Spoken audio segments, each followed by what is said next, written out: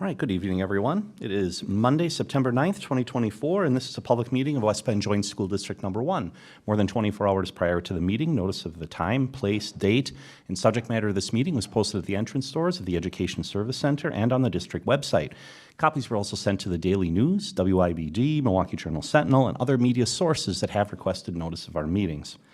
Just pause to ask Superintendent Wimmer to confirm that this meeting was properly posted. Yes, it was. Great, thank you. Please rise and join me in the Pledge of Allegiance. I pledge allegiance to the flag of the United States of America and to the republic for which it stands, one nation, under God, indivisible, with liberty and justice for all. Thank you. We recognize a quorum of our board. We have 6 board members present, and Kelly Lang is absent. We will move forward, excused absent, we'll move forward then with the approval of our agenda. And on our agenda was posted in advance, as I had mentioned. I move to approve this agenda. Is there a second? Second. Thank you, Melanie. Motion and second to approve the agenda. Any final discussion? Hearing none, all in favor, please say aye. Aye. Any opposed? Thank you. We have an approved agenda. We next come to the public participation portion of our agenda. I have no public participation comment cards, and seeing none in the audience, we'll move forward then to our consent agenda. On our consent agenda tonight, we have minutes of the August 28th, 2024 regular board meeting, 1 contract, no resignations or retirements, and we also have disbursements posted to September 6, 2024. I'd move to approve this consent agenda. Is there a second? Thank you, Chad. Motion and second to approve the consent agenda. Any final discussion? Hearing none, all in favor, please say aye. Aye. Any opposed? Thank you. That motion carries. We now move forward to reports. And Superintendent Wimmer. So just want to say thank you to our staff, our students, and our families that made last week very special for thousands of returning students, and a happy first day to our 4K students. Recall that they start on a staggered week, so their first day was officially today. So again, just thank you to everyone who kind of in the front of the house and behind the scenes that made first days, first weeks very special and inviting for all. So thank you to them. We always celebrate kind of the year behind us, and the Vantage Point is a quarterly production from Nancy Kunkler in Communications, where each quarter she kind of pulls together those pieces and celebrations. So last week she introduced the Vantage Point highlights from all of last year. She put all those together. So take a look. I know we sent that out to families, but it's also on our website. So give a look, check it out, and look for those quarterly publications as well. Just a reminder to anyone who's listening, you can sign up right from our website. Look to how to get connected, and you can receive our weekly emails that we send during the year, every other week during the summer, so it's delivered right to your inbox, so you're aware of those publications. Fall athletics started. It doesn't feel like fall quite yet, but it was a little colder at last Friday's football game. They're underway. We've got football, volleyball, soccer, boys and girls cross country, girls tennis, girls golf, dance, trail sharks, mountain biking, girls swim, and dive. So check out the East and West athletic websites. It's either at wbwestspartans.org or wbesuns.org for those schedules. And a reminder, if you want to attend any of those events that charge an admission fee, you can purchase your tickets ahead of the time on the GoFan app or at the door with your debit or credit card. Adults are $6, kids are $4, seniors are free. Any student of the West Bend School District is also free. So generally students just bring your school ID to show us at the door so you can get in. And one other item is that the City of West Bend is applying for the U.S. Department of Transportation Charging and Infrastructure Fueling Grant Program. They've asked just for a letter of general support to include. That's where they could, as part of that program, had fueling stations throughout the community in there. So if there's no objection, we'd be writing just a general letter of support that they can include with their grant applications. So we look forward to that in the community as well. And that's all for my report. All right. Any questions for Superintendent Wimmer regarding her report? Thank you. And that takes us then to discussion items. Our first and only discussion item tonight has to do with the referendum update, and Superintendent Wimmer is going to lead us through that one too. Sure, we've added in board docs if you want to take a look. There's a couple pieces. Just to remind everyone, we do have a referendum question on the fall ballot, so making sure that we're having information accessible to our public via our website and other channels is really important to the board and to us. So we've got and have already announced our open houses for the referendum, which will be on Wednesday, September 18th, 6 p.m. at the East High School cafeteria. And then again, Monday, October 14th, 6 p.m. at Jackson Elementary. So those are going to be an open house format. Generally, there'll be some stations set up, topics of interest. You can visit all of them, one of them, either the financial background, the construction pieces, the understanding the learning, or the transitionary piece. That's the format that those will take place for our community. So less of that traditional, you must be there. Those are a drop-in at any time. I think they're scheduled for an hour and a half. Just drop in when your schedule allows, and a lot of people will be there with information, both visual display and experts on scene to answer questions or provide detail. In addition, I will be at some more just informal chats, invite people to come join me at local coffee houses where they can stop in and get information or maybe some questions asked, or, hey, where do I get that information? And we can noodle through the website. I'll be at the Hub in West Bend, Saturday the 14th from 7 a.m. to 10 a.m., as well as Friday, October 4th from 7 to 9. I'll be at Coffeyville in Jackson, Saturday, September 14th from 10:30 to 1 p.m., and Tuesday, October 1st from 7 to 9. And I'll be at Dunn Brothers in West Bend, Tuesday, September 24th from 8:30 to 10:30 a.m. So again, we'll have some information with us, but it's a little bit more informal. If you're stopping in to grab your coffee, you have a few extra minutes, or you want to stop by and chat, we will be there. And then certainly we've been visiting organizations. A lot of our organizations, we do an annual presentation. Anyway, the referendum question is one that people are seeking information on. So we've already had presentations with the Kewaunee Morning Group, which we have members. Chris Jenkins is a member of that group, so it was nice to have familiar face in the crowd. The Optimist Club, the West Bend Chamber, the Greater Jackson Business Alliance. We have upcoming meetings with the Village of Jackson as well as the City of West Bend. And then we'll be at events. There's a big post-construction celebration in Jackson because of all the construction on their main street. We'll be at events like that. We're certainly I'm at football games or reach out to us so that we can schedule and come into your club. Or event, and we're happy to talk. So just reach out right through my office. I also have individual meetings scheduled for each of the PTOs. As you can imagine, there'll be different questions depending on which school you're at, how your school's involved. This is a follow-up to some of the spring meetings we did with like the Fair Park, Jackson, those different schools as well. So we'll be following up in that way. One of the things, too, we've talked about, Epic Creative is a local organization that helps with media support. We did have a consultation call on what we could do with our nonprofit rates that they have in support of how to make some video snippets available for the public who maybe weren't able to visit a school, tour a school, see what we're talking about, put some photos or some videos to that. So we just had a kind of a creative conversation of what that could look like to be hosted on a website for us, and then they'll get us some more information. So I'll let you know how that goes. Another piece is working with a vendor on a detailed mailing that would explain. We talked about it being kind of a 4-page with a pullout given the complexity of our scope of work.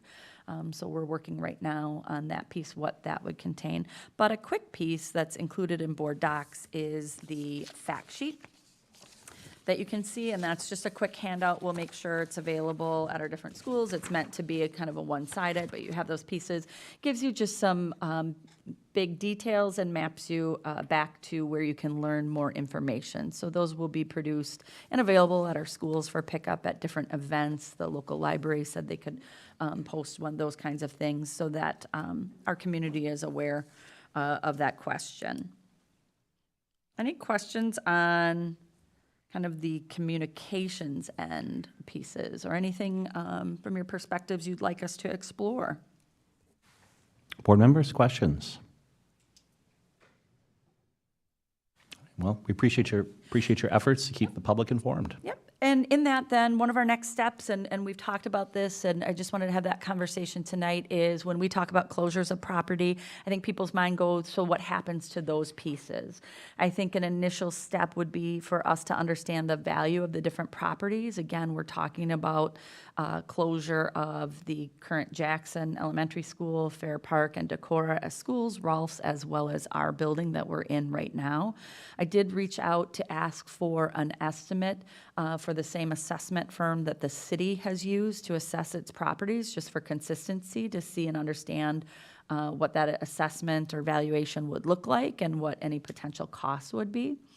If there's anything else the board would like me to kind of scout as opportunities to understand the value of those properties, I could do that as well. That was kind of an initial step, but I'd be open to ideas. But I think it's important for us to understand the value. It is a little bit of a moving target because some of the closures we're looking at are about 3 years down the road. But I think it's a piece that, as the board navigates the next step of that conversation, if we don't need them for this purpose, then are we going to look at selling them? Are we going to look at reuse? Are we going to look at leasing them? What is that going to look like? So that's not a question we need to answer tonight, but it's one that we need to think about so that we have a plan for that. So again, my initial steps were just to understand how to get those properties valued. Does the board have anything else? And again, we don't need to solve that tonight if anything comes up between meetings, but anything else that we should be in attention to right now? I just have a comment on the fact sheet. And maybe, I thought I read this in one of our previous meetings, but I think we have one of the lowest mill rates in the state, not just the county, right? Is that, Andy, do you know? Could be, we could look at that. Yeah. So, I mean, it's just, Amplify that a little bit more? you know, I mean, it's not just in the county with the school districts that are here, but I mean, statewide, we have one of the lowest mill rates. We can double check. Again, everyone's about to switch, kind of go into that next year mill rate, so we have to do a look back. But I think Andy can probably work with other partners to kind of see, because I think that comparison, like you said, does make us look like good fiscal stewards of dollars for our community. I also had one thing. Yeah. Don? I think it's a little bit misleading, the total cost on this, because we're not including anything about interest. Where we're showing 106 million, but we're not showing any potential estimates on interest, which is probably going to be well over 150 million cost to the total.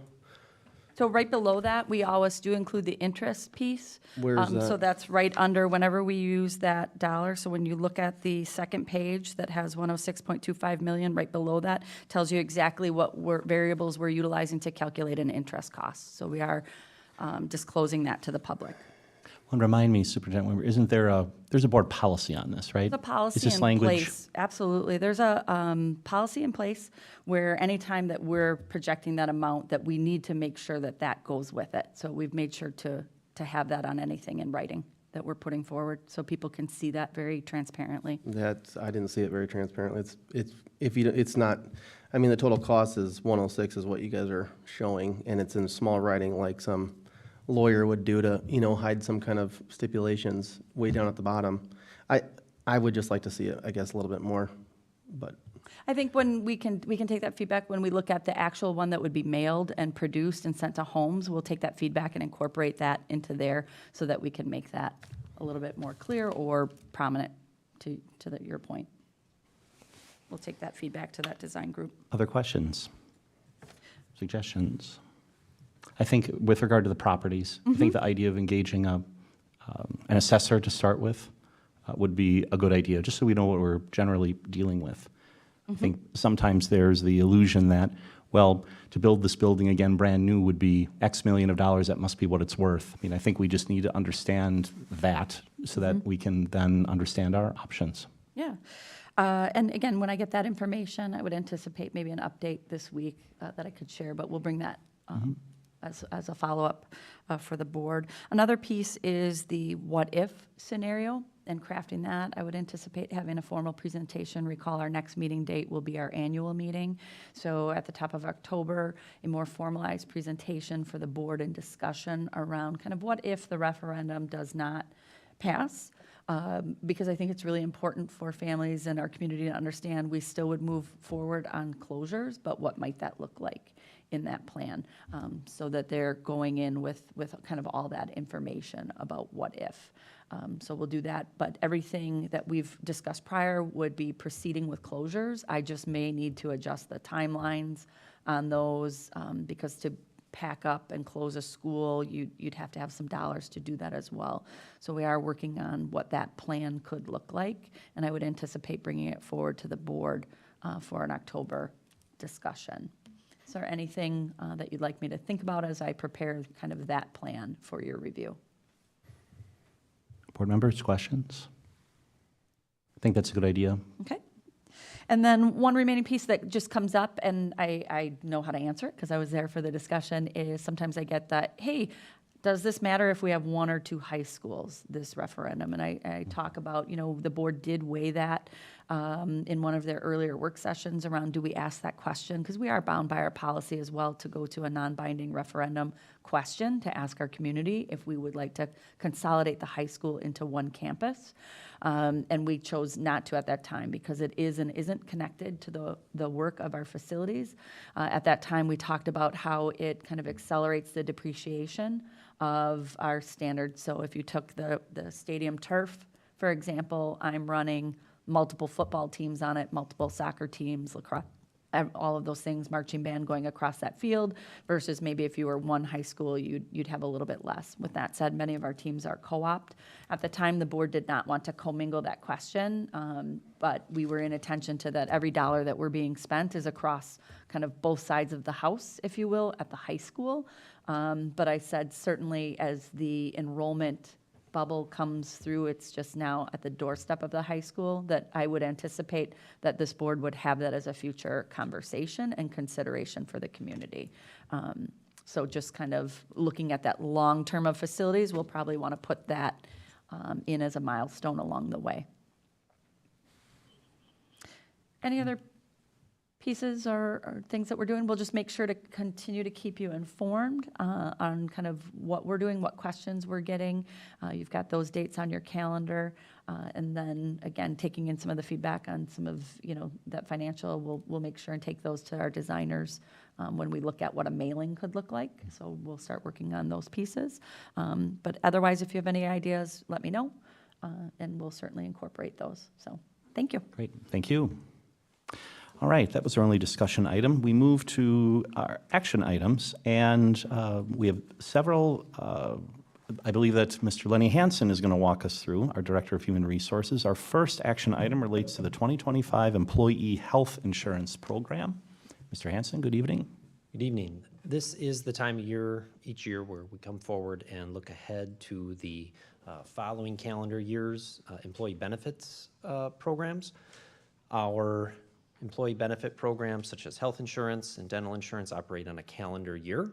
So November brings our open enrollment period, where employees make selections for their insurance that then go into effect for January 1st. So this is the time of year when we come forward to talk about where premiums, for example, will be on some of those benefits to employees. So these two items are really very similar in that manner. So on health insurance, what we are bringing forward in the attachment that you see is really the program and plan design stays as it currently is, and then the premiums are adjusted to maintain the employer-employee cost share exactly where it is. So there's a projected 8 to 9% increase in the cost of health insurance for next year for the district. The district's amount budgeted towards that will increase, and then this proposed employee premium increase keeps that cost share exactly where it is, so that one isn't rising any more than the other. So that's the first piece here is around health insurance and really just looking at what those premiums would be set at. And then once those are known, then employees are able to make their selections at the November open enrollment.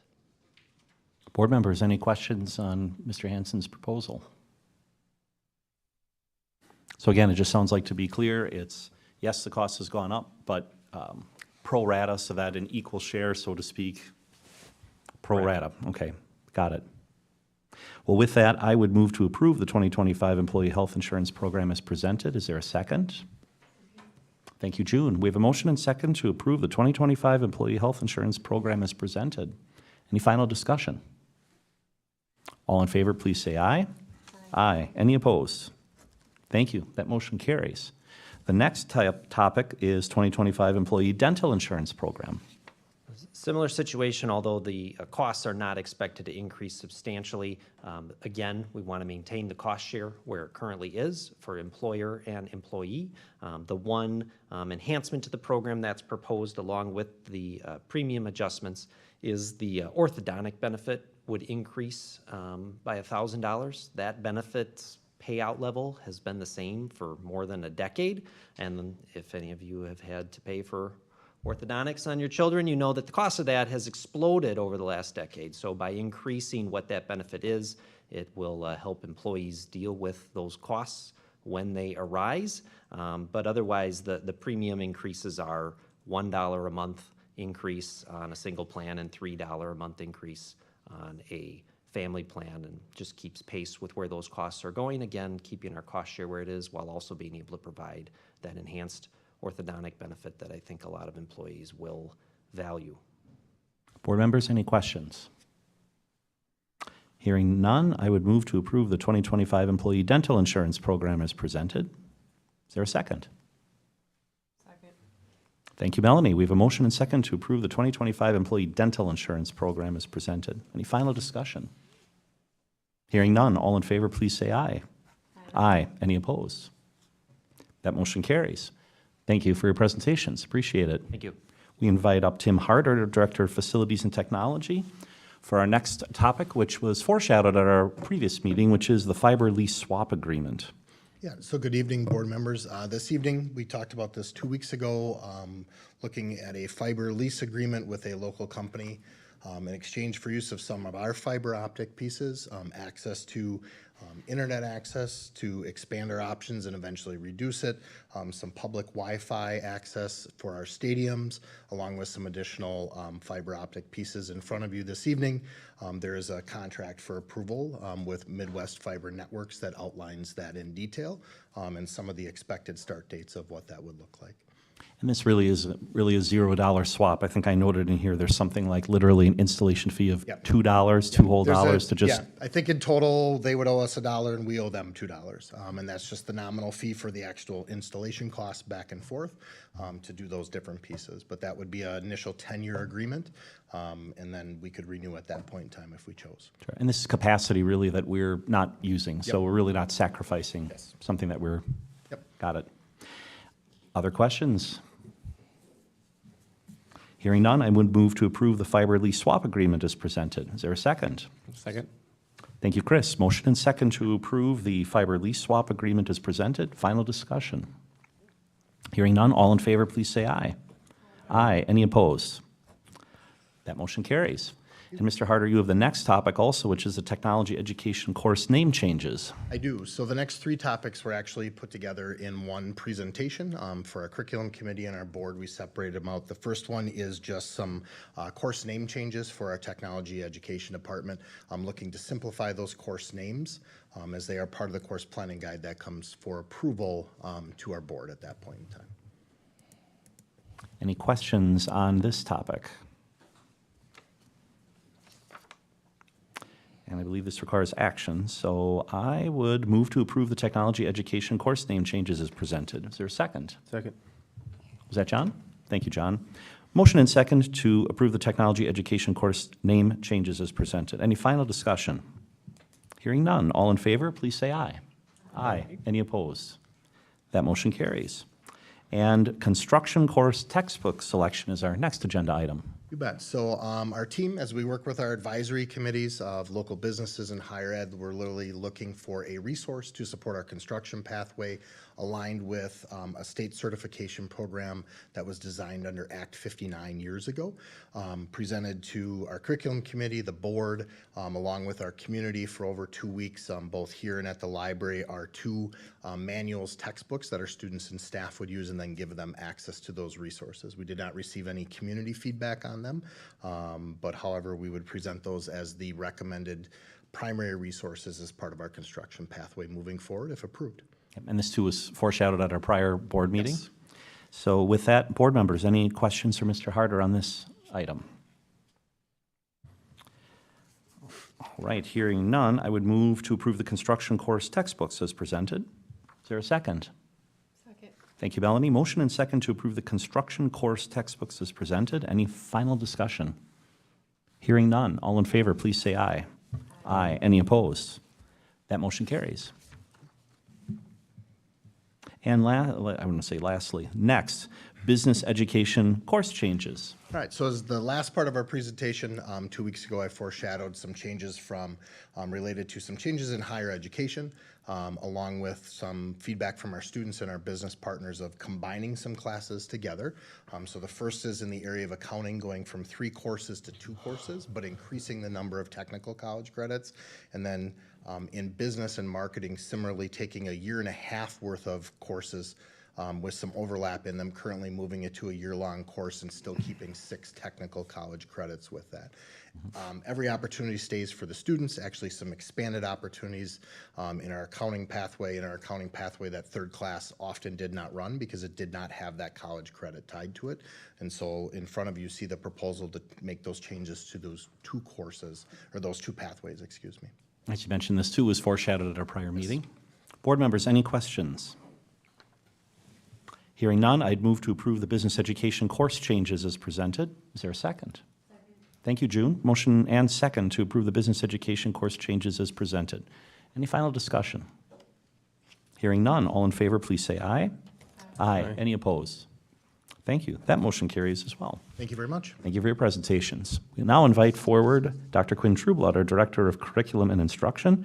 Our next action item for consideration is digital tools to support literacy and math learning. Dr. Trueblood, good evening to you. Good evening. I appreciate the board's consideration to both discuss and take action tonight. Normally we'd have a discussion at a separate meeting, but since we have our wonderful and highly anticipated annual meeting at the next board meeting, we will not see another business meeting till October, so I think this would be an opportunity to not delay any further, so I hope you'll consider this for action. So digital tools is an instrument that can be used for some students, but it's not used for all students. And what we use in this district for the purpose is to support. It is not all students get it, it is students as needed. So that's really the opportunity here with digital tools. And I believe that the district began digital tool usage in 2022. So this leads us to 2 full years of exploration and implementation, and really it's a good time annually to really review the value of these tools for student learning. So we focus on literacy tools, and we also focus on math tools. And at the very beginning, the focus was on the early years. So what I'd like to do is just do a really quick walkthrough. There were a few strategies that were really important to begin with, and then I'm going to walk you through what my recommendation for you tonight is. Not everybody in the district who has a classroom naturally understands what a digital tool is. So there's a lot of learning involved, and there's also a lot of training involved and a lot of opportunity costs that we want to invest in this. So it's wonderful to explore, but we have to refine the tools and help our teachers really try them out. So 2 tools were actually selected for literacy and 2 tools were selected for math. So it takes time and it takes thought to say, is this valuable? So after the first year, we found that maybe 2 tools were actually a lot to try in both areas. So let's really see if we can present some guidelines to say, do it in these parameters, and we might be able to get more value feedback on it. So here we are following the 2nd year. So we also look at, with that kind of guidance, what kind of usage do we have right now? And the data usage shows us that one of the literacy tools is more adaptable to our teachers than another. And that one would be the recommendation that Lexia Core 5 for reading would be the more adaptive one because it has a higher student usage in the classroom overall for last year. The other tool, which was Amira, had a lower adaption usage rating. So that in itself, if we compare the 2, they're really very similar, but they have different nuances, and our teachers preferred the Lexia Core 5. So that's my recommendation, that we continue to use that particular tool. We also recall, this is something that was included as a free offering in our Amplify CKLA adoption for K4, that we would slowly implement, probably second semester actually. We want to stay with Lexia Core 5, but then introduce the Boost reading, which came with the new resource, because we want to make sure our teachers feel comfortable to try it out and, again, look at behaviors and usage. So that would be a gradual implementation. Right now, it is at no cost. When we switch to digital tools, again, there were two tools. Dreambox was one of them. That had a higher use than the other tool, which is Happy Numbers. And when we looked at it a little bit more closely, Happy Numbers is actually more geared towards the very early grades, 1, 2s.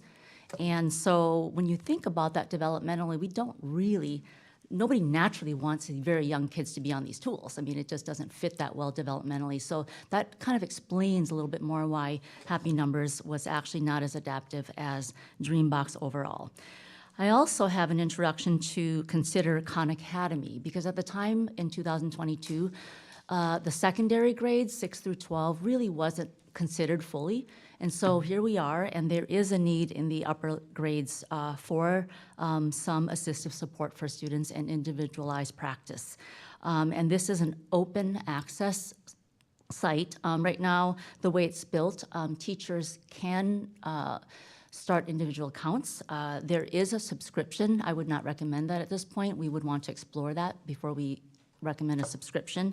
And lastly, for the math learner who is in special education, many of these math tools are game-based. And so sometimes that doesn't allow access for some students' brains to access that game-based algorithm. So this Ascend Math, which is what I'm recommending tonight, does not work on a game-based framework. And so that really does allow our students with IEPs to have more access to tools if they need it. So that actually concludes my description of the recommendations. And of course, there are always financial implications, so I want to walk through that a little bit. If we change nothing at all, we would be about a little over $165,000, and that is budgeted for this year. But my proposal or recommendation would be a reduction of about a little under $46,000 if you approve the discontinuation of Amira, which is the literacy tool, and also the discontinuation of Happy Numbers, which is the math tool. And then the addition of Khan Academy, Ascend Math, and the gradual implementation of Boost Reading. Very good, I'll thank take you. questions at this I point. was just going to say, questions for Dr. Trueblood? One question that I have is these tools, is there the feature for teacher feedback? So for instance, if I'm a student and I'm using it, and let's say I'm using it for math and I'm struggling with multiplication, but wow, I've really got addition down. Is there feedback that the teacher is able to utilize? That is what is really built into the subscription. You have quite a lot of analytics for what students are doing. And, you know, usage is one thing, but many of them have lessons. So if you have mini lessons and the students progress through them, that is a measure of skill development indirectly. So the teacher has a dashboard of activity for individual students. That's what's kind of unique about this. So it is metric driven and analytically driven, but again, we are surrounded by numbers in our living world, and it does take staff members quite a lot of discipline to make use of these analytics. So that's what's great about them, but that's also what's a little bit challenging about them. So we do know that those who are high adapters are able to use what you're just talking about, the feature of what do we know about this individual student, how are they moving through this tool as to support their learning. Allow me to just use an analogy and see if I have this right. So in the dark ages when I went to school, if we were struggling with math, we might have been given flashcards, right, as a supplemental aid. I view these generally speaking, as flashcards. This is not the replacement for the curriculum, the main portion of it. Is that correct? Absolutely not the replacement. It is very, very much supplemental. Yeah. And the difference now is in the 21st century compared to the dark ages, the flashcards would not tell the teacher whether I was great at math, at addition or subtraction, but this tool can, in theory. And I realize we're also talking about literacy ones, but is that theme, that theme is generally true? It is focused on skill gap development, Mm-hmm. for sure, but also for enhancement if you need it. Board members, other questions? Has Mr. Harder reviewed the security practices for these new applications? I will speak for him, yes, we work hand in hand, and Mr. Harder would say yes. And it is standard for us to allow location information, browser and device information, donor and application information, and other non-personal information which might be linked to the account to be collected for our students? John, can I ask what you're referencing specifically? Khan Academy is one of the new ones proposed, and it just reading through the security practices and stuff, and So some of it is we will do an additional agreement with them, so we actually have agreements in part of our consortium that are different than what you would read in their actual security practices out there, so we go through that process. I just actually got, Ascend is the last one that was on there, I got that back this week, where we control that down. Some of those things are not shared at that point in time, compared to what you would see as a general user if you use that at home at that point in time, so. Yep, so we do a separate contract process with them. Okay. Okay, thank you, Tim. Good question. Other questions? June? I appreciate looking at the tools to seeing which ones are being effective and which ones aren't, so that we can give back and save some money when needed, so I appreciate that. As long as we're not taking away, you know, the tools in the classroom that the teachers might need for the students, and it sounds like we're not, so. Yes, and the user rate really tells us that the loss will not be very large, meaning that if somebody was really happy with happy numbers, it wouldn't be too much of a shock because they've tried both. Is that what you're saying? Yes, yes. Other questions? So just so I understand, and you have a nice summary here in board docs. So on the literary side, the proposal would be to continue to use Lexia Core 5, gradually implement Boost Reading, which is currently a free subscription, and discontinue the use of Amira. And then on the math side, we continue the use of Dreambox, discontinue Happy Numbers, implement Khan Academy, implement Ascend Math. Do I have that right? That is correct. Okay, so with that, I'm going to say, I'll make a motion to approve the digital tools as presented. Is there a second? Thank you, Chad. We have a motion and second to approve the digital tools as presented. Any final discussion? Hearing none, all in favor, please say aye. Aye. Any opposed? All right, thank you. That motion carries. Thank you. Thank you, Dr. Trueblood. We appreciate it. Next is agenda and resolutions for the September 23, 2024 annual meeting. And I believe Mr. Sarno, Andy Sarno, our Assistant Superintendent of Business and Operations, will come to the podium in case there are questions. And Mr. Sarno, this is a topic that you foreshadowed at the prior meeting, correct? Exactly. Just being able to have the board take action this evening to show the support to bring this forward for the constituents. Presented last time the agenda for the meetings. They've been publicly posted as a Class 2 notice. The second document, let me pull her up just real quick here. I did include is what is part of the budget publication, another requirement. So this document, short of the notes on the left-hand side of this, is published in advance of the meeting as well. So I did attach that with some notes. But it's an interesting time of year. It's kind of a fun time of year. This document that we have, it's the audited 2022-23, which is our history. We're well underway with the 2023-24 audit.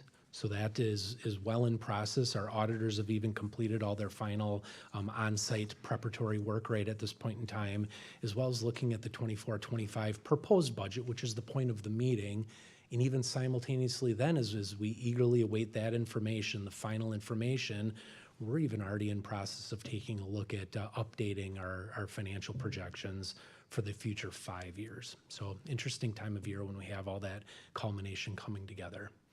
But really showing support to bring this forward to the community is what the proposed action is this evening. So the proposed agenda, we had taken a look at it last time. So were there any subsequent changes between then and now? Unchanged. Okay, and the text of the resolutions as well? Exactly. All the same, all right. Yep.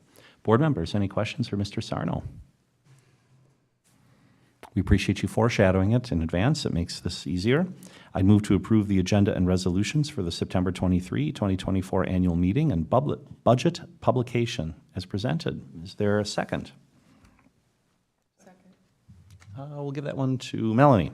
Motion and second to approve the agenda and resolutions for the September 23, 2024 annual meeting and budget publication as presented. Any final discussion? Hearing none, all in favor, please say aye. Aye. Any opposed? That motion carries. Mr. Sarno, thank you. We appreciate it very much. All right, that takes us through our action items. We're on to future agenda items in our board meeting calendar. So I've got a list of upcoming meetings, as well as several of the open houses, Superintendent Wimmer, that you had mentioned. So we'll go through them in date order. On September 17th, we have a curriculum committee meeting at 4:30 p.m. at the Education Service Center. Then on the 18th, we have a community open house regarding the referendum at 6 p.m. at the West Bend High Schools. Then on the 23rd, we have the meetings that we were just talking about with Mr. Sarno. First is the budget hearing at 6:30 p.m. at Silver Lining Auditorium. And also September 23rd at 7 p.m., Silver Lining Auditorium, is the 105th annual meeting of electors. Then our next regular board meeting will be held on October 7, 5:30 p.m. here at the Education Service Center. And another community open house regarding the referendum will take place on October 14th, and that is 6 p.m. at Jackson Elementary. And I believe that's the end of the board meeting calendar. Any additional items to present? I'll just remind the public to double check for the official postings in case the date or time might change for these meetings, but that's our calendar at this point. Any other items on the calendar? Next would be items for follow-up and communication. Not hearing any. All right, very good.